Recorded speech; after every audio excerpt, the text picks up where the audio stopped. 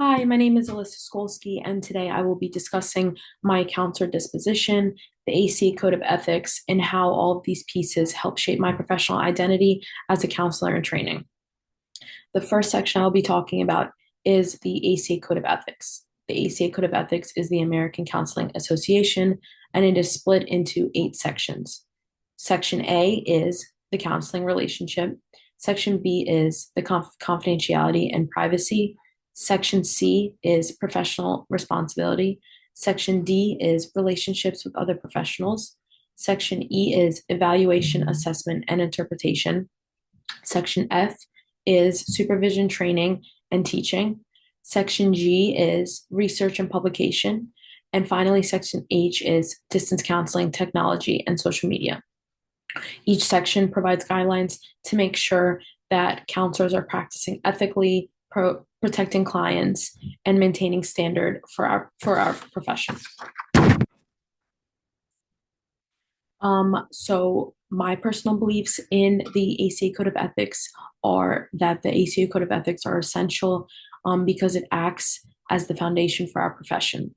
The code keeps counselors grounded in client autonomy, cultural humility, confidentiality, informed consent, competence, and non-maleficence, all of which I value to be very important and I strongly believe in.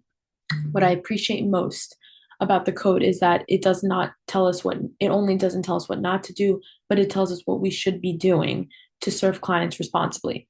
It reminds us that counseling is not just a service, but it's a relationship built on trust, safety, and professionalism.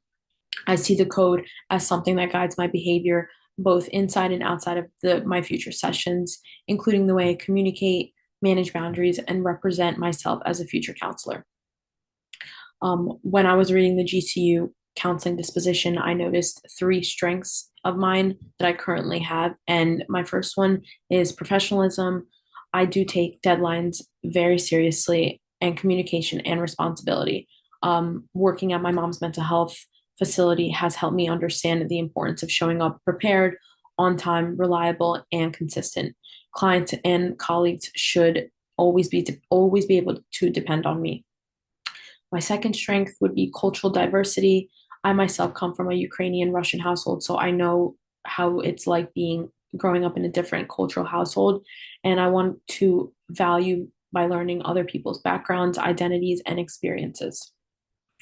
My third strength would be self awareness. I would say I'm reflective by nature. I pay close attention to my reactions, my biases, and my personal beliefs so they do not interfere with my future clients' growth. Being self aware helps me stay grounded and it reminds me that my role is to support my client and to not impose my own views and beliefs. With that being said, 2 areas I think I can do are is my self care. I know balancing work, school, and my own personal responsibilities can be challenging as someone who tends to push through everything and get everything done. I'm learning the importance of rest, boundaries, and maintaining my own emotional wellness. Good self care will prevent me from future burnout and will ensure that I will be fully present for my future clients.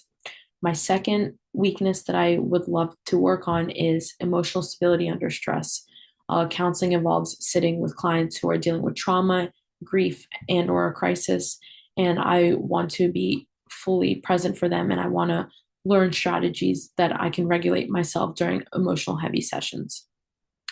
How I plan to develop my personal professional identity disposition is by staying familiar with the ACA Code of Ethics and the Pennsylvania state laws, seek consistent feedback from my supervisors during my practicum and my internship, attend workshops that are attend workshops training that are related to trauma informed care plus child and adolescent, which is the field I would like to go into, and engage in a professional organization like the ACA so I'm connected to current issues, ethical updates, and the best practices in the field. Being intentional about my professional identity will help ensure that I'm practicing ethically, legally, and the way that it protects both the client and myself. And the organization I chose is the ACA, and there are many benefits being in the ACA, and some of those include access to peer-reviewed journals, continuing education in a professional development, discounts and liability insurance, ethical consultation services, networking events, conferences, and annual conventions, and advocacy in the state levels. A major current issue that the ACA is focusing on is integration of counselors into Medicare, which is not a bad thing. It just increases the access to mental health services nationwide, which can be a lot. But the involvement in the ACA supports my professional identity by helping me stay updated, connected, and accountable to the standards in our field. One concern that I have using technology in counseling is protecting the client confidentiality, especially when using telehealth platforms with online counseling. There are more common risks like data breaches, insecure Wi-Fi, unauthorized access, and for the clients not being able to have a safe private space themselves. As counselors, we must ensure that platforms are HIPAA compliant, explain the risks during informed consent, and model appropriate professional behavior online, including spaces like Zoom, email, texting, and social media. Technology is helpful, but it must be used responsibly and ethically. Finally, I want to end this by saying thank you.